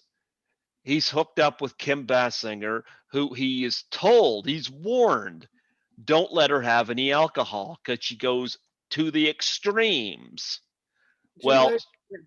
yeah. And John Larroquette is so good in this movie. Like, especially the moonwalk scene, where he plays the obsessive boyfriend. I mean, I could go on and on. John Larroquette crashes his car two or three times in the movie. There's the shenanigans at the house at night. There, there's so much. Talk about this movie because it doesn't have the appreciation it deserves. Well, I think, I don't know why. It's one of those, you know, weird, why wasn't it success?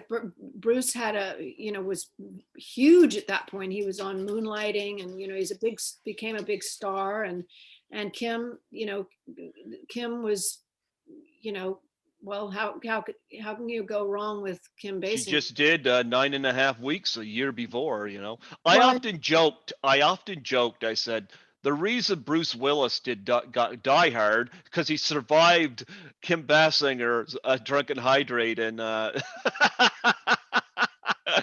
Blind Date. I can see the same character go from Blind Date to dealing with the terrorists and Die Hard. well, I don't know why it didn't do better than it did. I really don't. I know that the original screenplay was based on a true story. The man who wrote the original screenplay had this experience with this woman who was allergic to alcohol, and so he wrote this screenplay. Hmm. Well, my dad, you know, changed the screenplay a lot, and I think there was fighting amongst the original screenplay writer and my dad, and I don't really know all the details, but I agree with you. I think it's one of those films that is still holds up, and you know I don't know why it didn't do better than it did. Oh, It's I love it. yeah, and that was the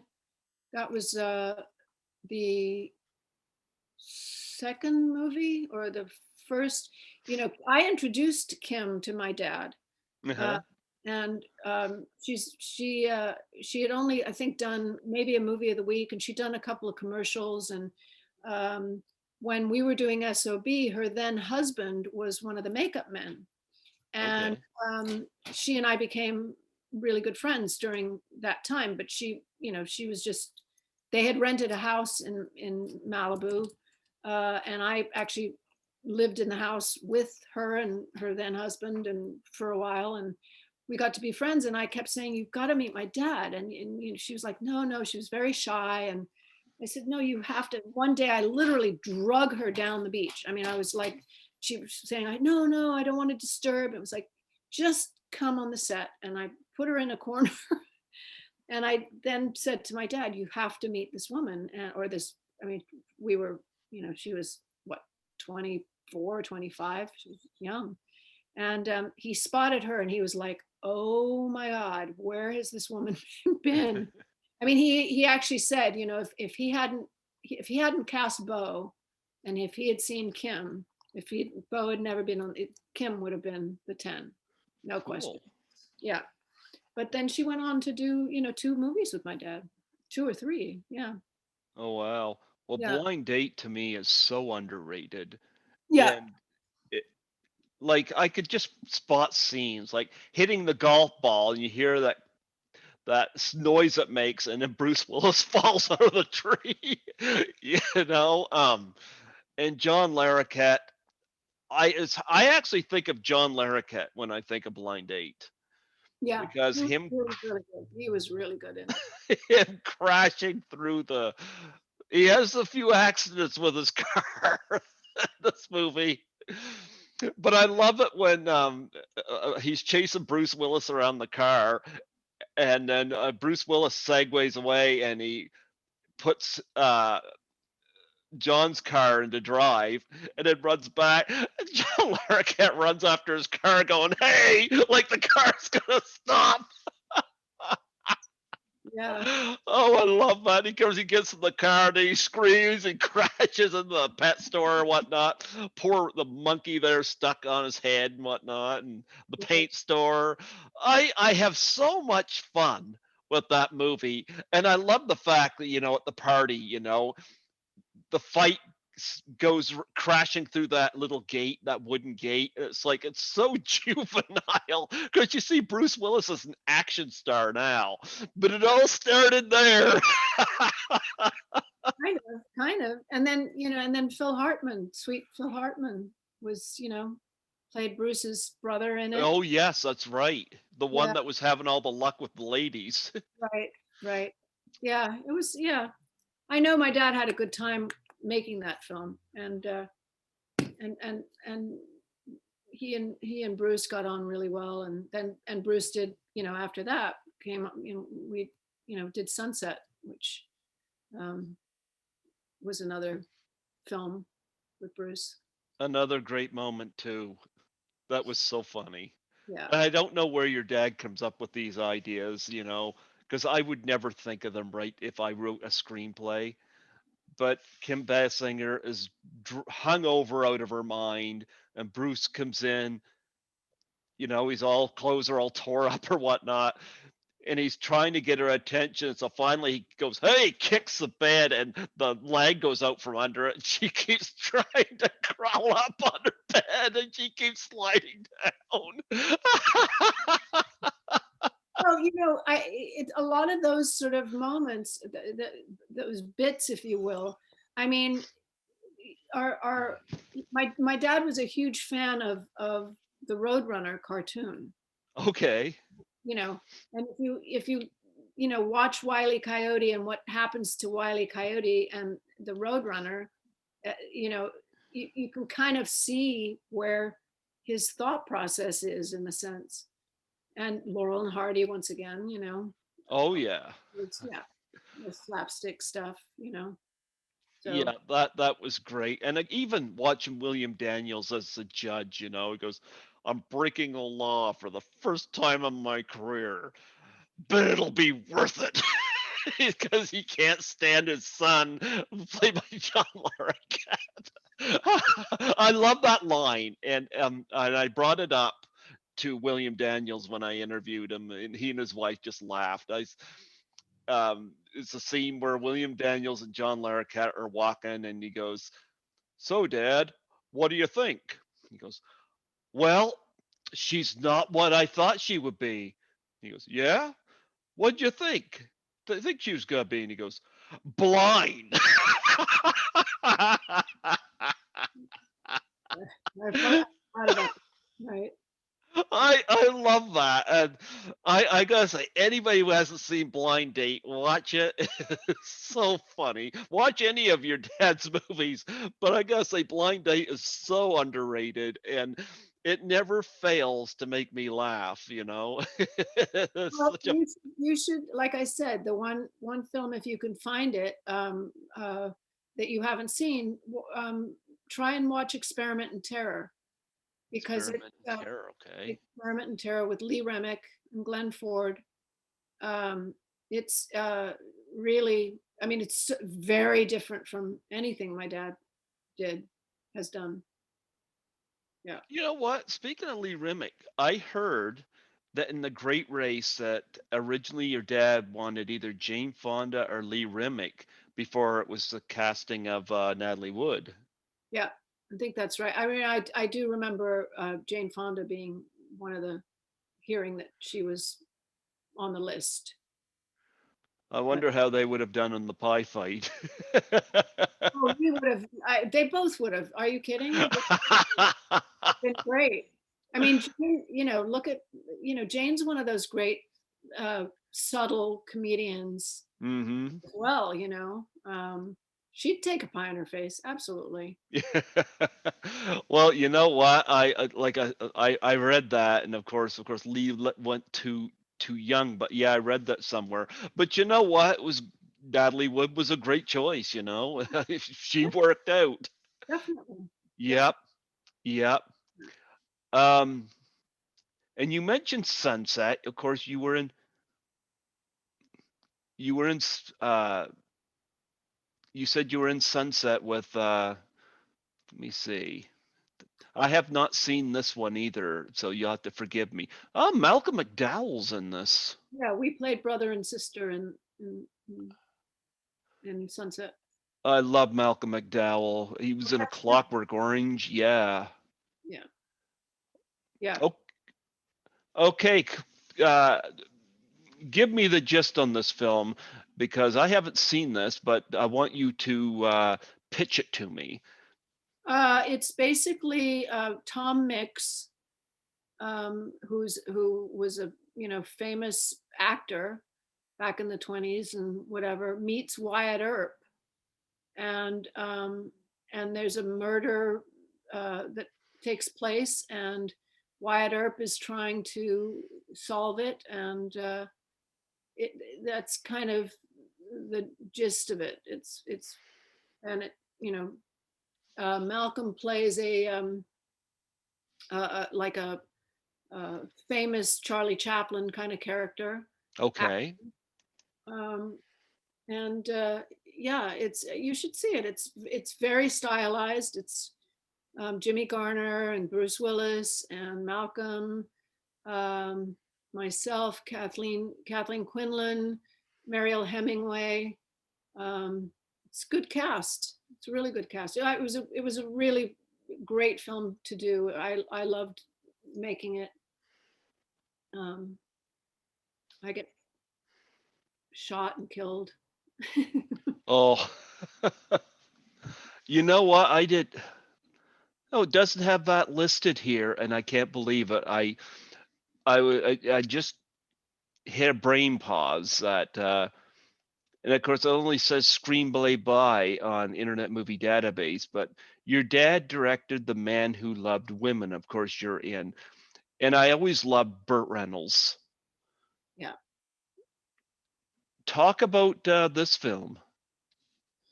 Well, it was, it was based on a Francois what, um, gosh, I can't think of his name right now. Famous French director. But Yeah. yeah. Anyway, Bert is, and once again, Dustin Hoffman was originally scheduled to play the role, and then Bert came on board, and he was, Bert was just a lovely, funny, silly guy. I great guy.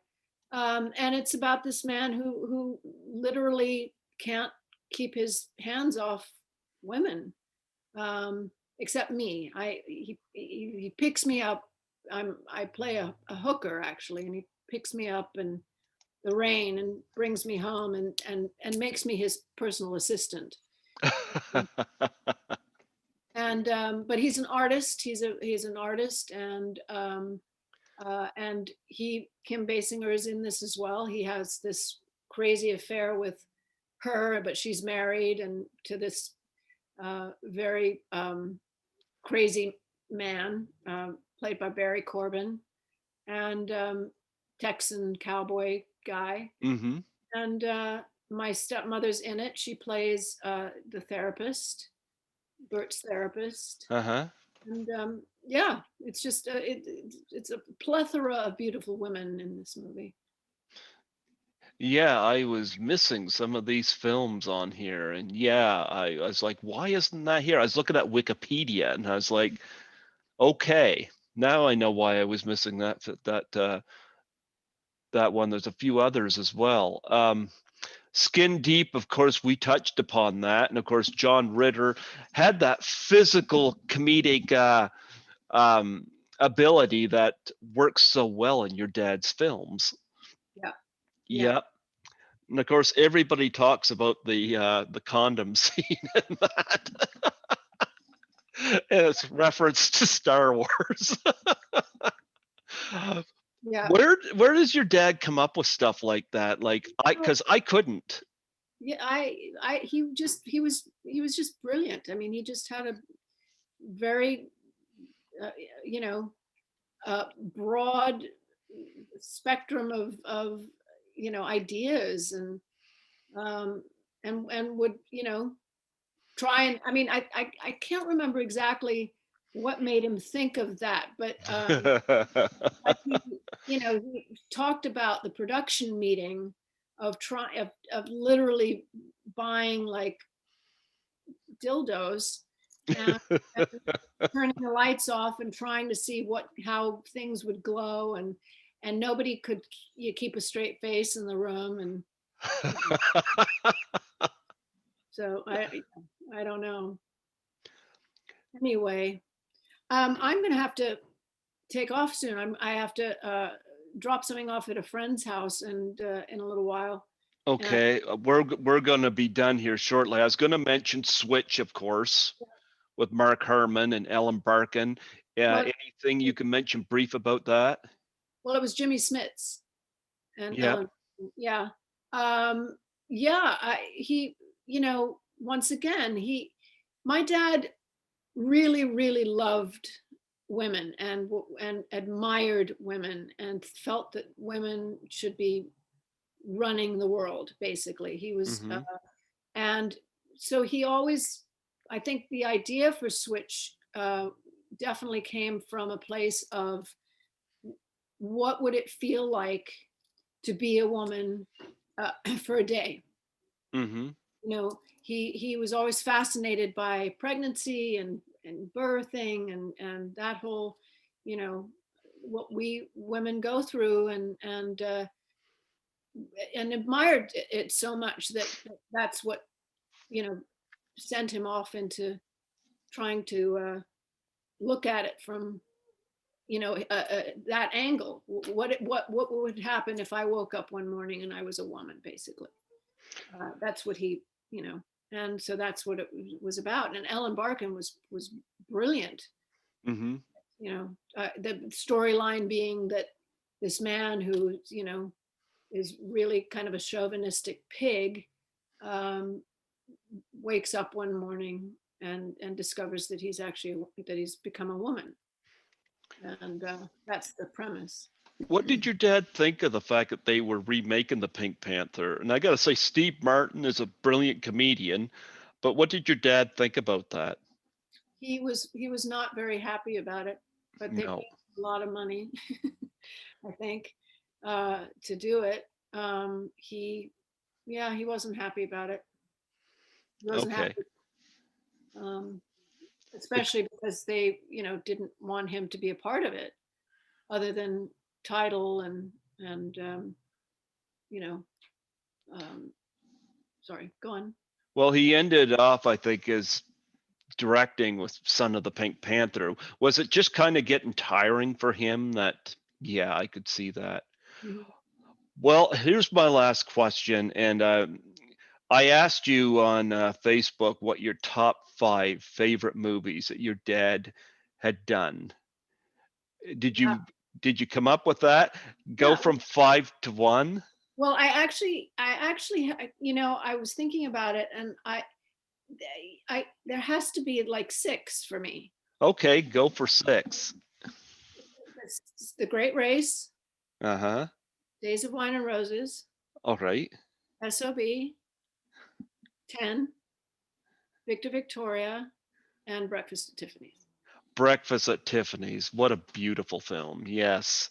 And it's celebrating its 60th anniversary, and SOB is celebrating its 40th. What do you think about that? Well, first of all, I can't believe that S.O.B is 40 years old, because I'm only 30, so I don't quite know how Well, that. yeah. Well, I thought, well, that's what I was going to say too. Don't know how that works. Yeah. But yeah, it's and the sad thing is that from SOB, literally my stepmother, Rosanna, and I think are really the only survivors of that film. Um, I mean, of the leads, uh, Mm-hmm. obviously Corbin Bernstein is still around, and Joe Penny's still around, and but of the sort of main characters, it's just Ro and my mom and myself, and that's kind of sad. Um, Yeah, I reached out to see if I could get Rosanna on here for the anniversary of After Hours a few years back, and I wasn't having any luck with that. And but nonetheless, yeah, she was a wonderful talent. Well, you know what? I had so much fun having you come on here today. I'll send you an ad on Facebook, and yeah, and of course I pitched the Doubtfire Face Challenge to you as well. That's for suicide and depression awareness. yeah. And if you want to wait till after the pandemic, that's fine. Okay. Or after I get my shot. Or after you get your shot, don't put yourself at risk. But when you nominate people, nominate 3 people from the industry if you can. Yeah. Yeah. Okay. Yeah, because I want to try to. There's no money in this for me or anything like that. It's just that's what people want to see. They want to see people in the industry. Right. And the Ice Bucket Challenge, just I was so impressed that so many people from the industry got involved. And when I heard of this, I was like, depression's something I've dealt with periodically in my life, not suicide, mind you, but Right. depression works on a different level. It just hits you out of nowhere. Yeah. I have And family members that, yeah, have dealt with it. Yeah. yeah, and of course I love the whole pie in the face joke. So No, it's great. this is a double dose for me. So if you know people in the industry that you think would do it, that would be great, you know. So it's up to you when you do it, but don't put yourself at any risk. If you want to wait till after the pandemic or whatnot, free to do so, you know. Yeah. Okay. Yeah, Great. I won't hound you about it, but I've had a few of my guests do it, so I would love to pitch that to you. Okay, cool. Yeah. Yeah. Before I let you go, would you mind doing a plug for my show? Sure. Yeah. Just state your name and that we're doing a tribute to Blake Edwards, and say you're listening to Greg Gilbert. Yeah. Let me write it down really Yeah, quick. you might have to write this down. The whole Python, whatever. Yeah. Python's Paradise. Yeah. Right. Greg Gilbert on Python's Paradise out of New Brunswick, Canada. Okay. Wait. I So love your blonde hair. You got beautiful hair.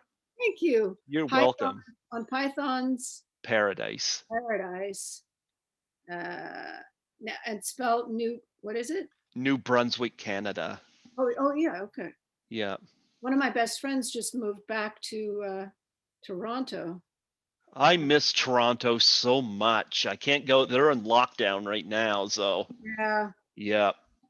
We're Yeah. doing a little better here because we haven't had many deaths with this thing. But I've worked through it because I'm a cleaner. So I've kind of worked through it. But it was the station closed down. It was like I couldn't do this. And then I had one of my guests say, "Well, if I can do Zoom, you could do Zoom." So I got Yeah. Of my brother to course. set this up, and this has That's been wonderful. smart. Yeah. That's great. Yeah, and I could schedule without having to book through the station. So Right. Right. Right. yeah. Well, you ready? I'm ready. Go for it. Hi, it's Jennifer Edwards on Greg Gilbert's On Python's Paradise, New Brunswick, Canada. And we are celebrating the life and the career of Blake Edwards, whom we're so proud of. My And daddy. yes, My daddy. yes, absolutely. And he raised a wonderful daughter Oh, in Jennifer, you know. Thank you so much. And you know what? Love to have you back again sometime. definitely. Thank you, Greg, very much. You take care of yourself. You too. You take care of yourself, and you have yourself a wonderful day there in sunny California. I will. Thank you. Take care. And you God too. bless you. Bye Bye. bye. Bye. Bye bye. Yeah.